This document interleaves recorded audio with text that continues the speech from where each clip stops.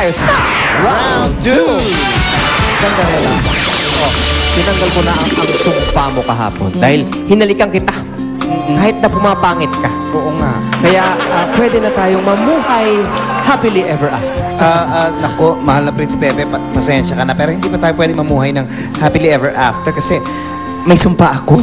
Sumpa na naman? Oo eh. Nagsimula yung sumpa kahapon nung hinalikan mo ko, di ba? Yung sumpa na to, nag-iba. Oh. Hindi na ako pwedeng tumawa habang buhay. Yun ang sumpa. Eh, paano ko matatanggal yung sumpa na yan? Sigurado kailangan kitang patawanin. Oo nga. Pero kailangan malupit na patawa ang aking gagamitin. Oo. Ganun ba? Malamang hindi epekto sa'yo yung payaso. Dapat yung talaga matindi. Tawagin natin ang wizard. ang wizard ng kaharian. Yan, si Wizardo.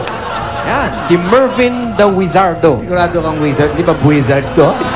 Siya ang makakalutas ng problema natin. Ganun ba? Magandang araw sa'yo, Wizardo. Magandang araw po, mahal na prinsipe. Ano po ba may paglilingkod ko sa inyo, mahal na prinsipe? Well, ito kasing si Gandarela, sinumpa. Hindi niya kayang tumawa. Di ba? Hindi pwede siyang tumawa dahil sa sumpa. Ngayon, hindi ko naman pinatawag ang payaso dahil hindi kaya itong ganitong klase mga sumpa. Kaya ang pinatawag ko, ikaw, isang matinding wizard. Wizardo. Mahirap ang sumpa na yan. Ay. Pero, may alam ako kung paano matanggal ang sumpa na yan. Mahirap pala yung sumpa na yun. Paano? Ganito. Knock-knock. Ay, knock-knock? Pambihira ka naman. Sumpa yung tatanggalin mo, knock-knock lang yung joke mo. Oh, dali na. Oh. Knock-knock. Knock-knock. Natawa ka na doon? Hindi.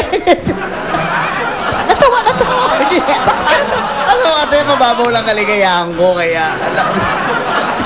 Mababaw ang kaligayahan mo. Mababaw din yung sumpa mo. Oo nga. Parang. Mabuti pa, simulan na natin na itong round. Umalis ka na. Tumalong ka na sa tubig. Sige na, wizard, sa tubig. Okay, so players, round 2 na. This time, 3 players ang maglalaro. At isa lang po ang ating puta. Isa lang ang hole. At ang unang maglalaro ay ang infrared. Rocco, Jeffrey, and Arthur. Play na! Tandaan ninyo, wala pong papalit-palit.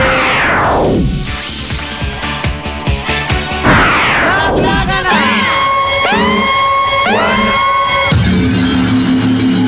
Ay! Ayan po si Arthur. Boom! Wow! Alam mo kung naaalala ko para sa mga pelikula, yung mga Terminator na dumarating na ganon. Madali ba? Sa wakas, nagkasa din ako. Okay, parang sisiw lang sa kanya. Panoorin natin na instant replay. Tama naman yung forma to si Arthur. Oh, talagang walang katinag-tinag. Parang bato.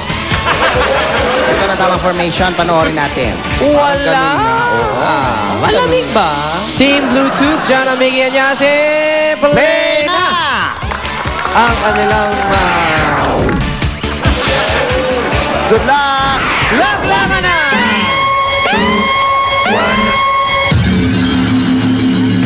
My yes!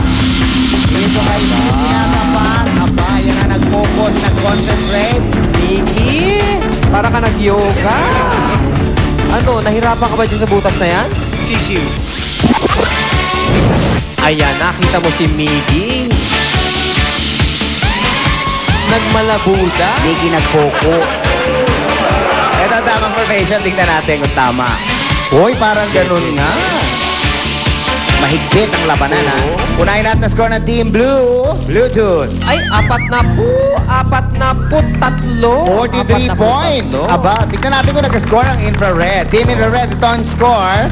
Mula 0, sila po ngayon ay... Pambihira!